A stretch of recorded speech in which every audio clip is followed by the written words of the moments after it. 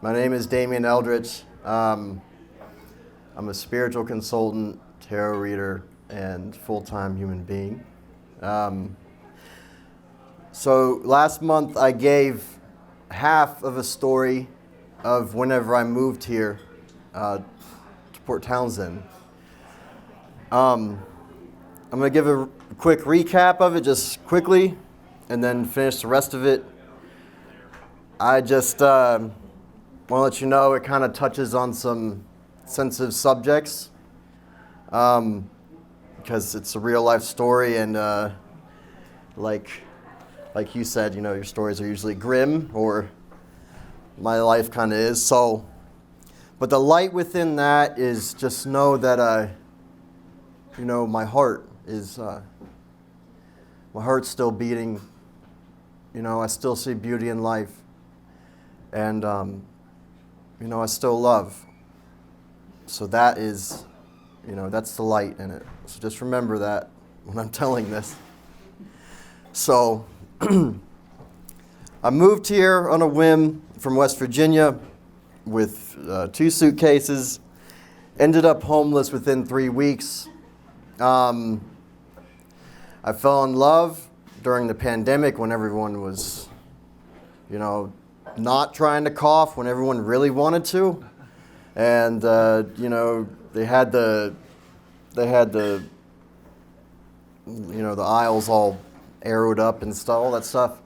I fell in love during that time.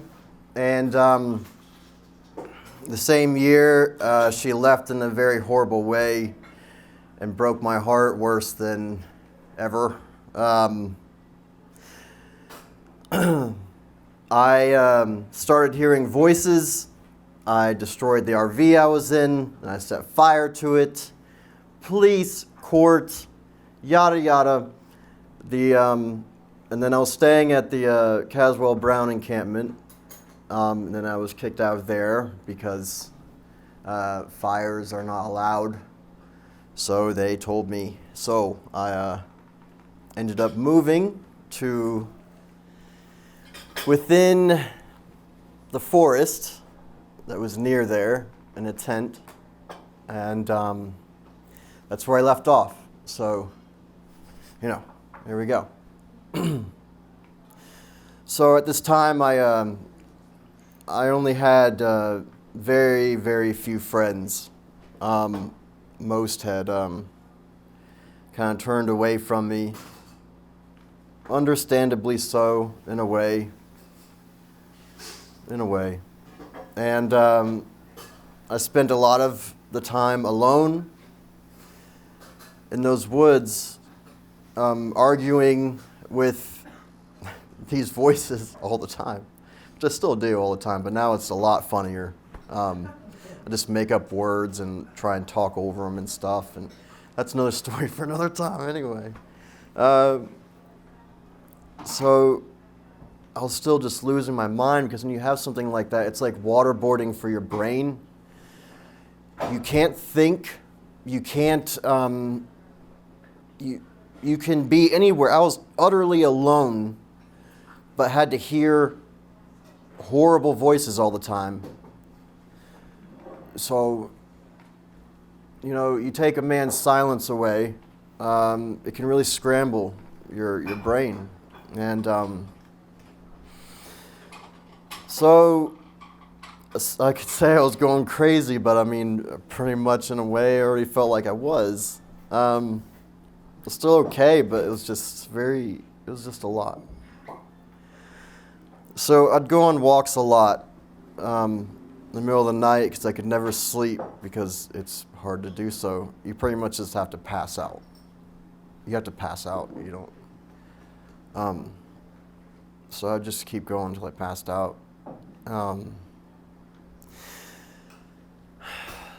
So because of the what I mentioned before, the setting fire to my RV or whatever, I was dealing with the court system, and the medication they gave me made things worse. The therapy wasn't helping. You know, nothing was helping. And I just had a few friends that would show up every now and then and just check on me. So eventually, police found me. I didn't try to hide where I was, but they just ran into me and, they said, "Hey, you have warrants?" I'm like, "I always do," so. So they took me away, and they decided, after spending quite a few months in jail, that they were going to try and provide me with temporary housing. And jail was very difficult because it's restriction upon restriction. I'm already going through all this stuff, and I'm alone, and then you put me in a place I can't distract myself with anything. So that's all that was going on. And to keep it less dark than it's already going to be, I'm just going to say I attempted many, many things to make it stop, or to just take me away from what I was dealing with, no matter what it took. So I was in a bad state is what I'm getting at. And they put me in a hotel once I got out, temporary. Just for like 5 days or so until they could figure something out.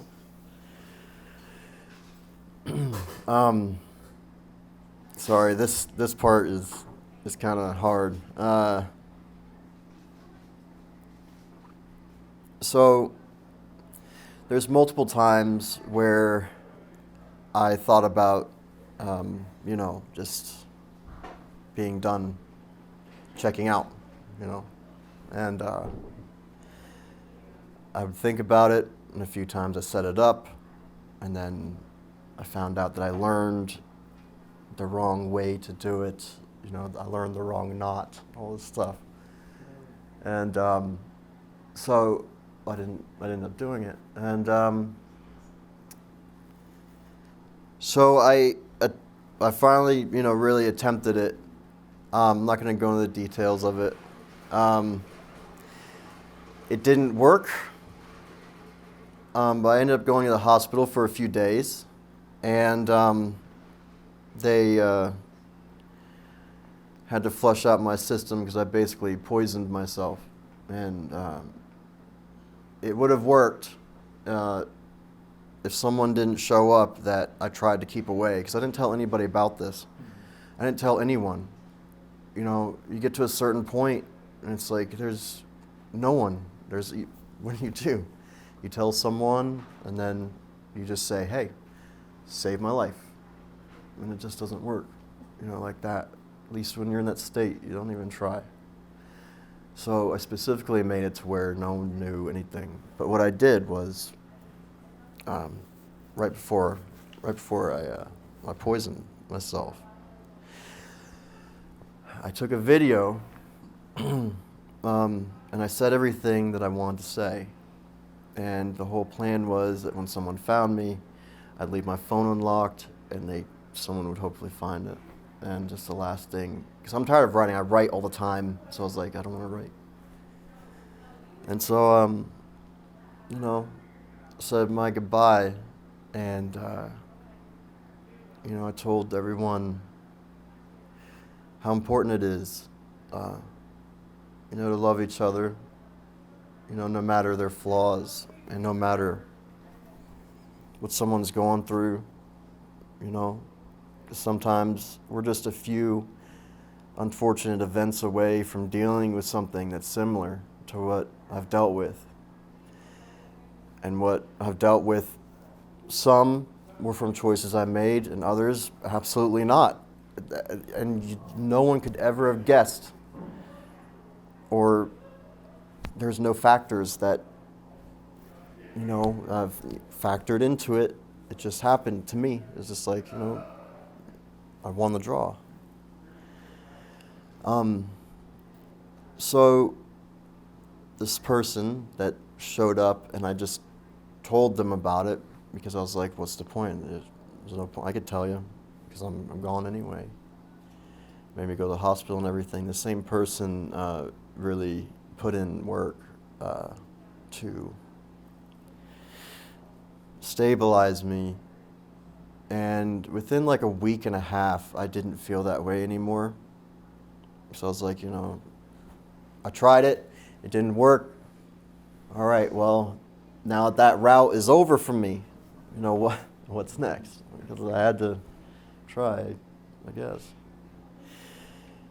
And I started reaching out more. I started getting into writing. I started, getting into writing more, into sharing more, into engaging in my business, just tarot readings, spiritual stuff, yada yada. Doing stuff like this, which is stuff I love to do, which is share my story and express what's within me and what I've been through, so that maybe somewhere within it all there could be some kind of connection. And I just wanted to share that bit, that even though all that happened and I was alone and just the weight of everything, I'm still here, and I still have love for all people. And because it took a long while to finally have love, for myself. But I guess that's all I got, guys. I just want to share that with you. So thank you. Thank you.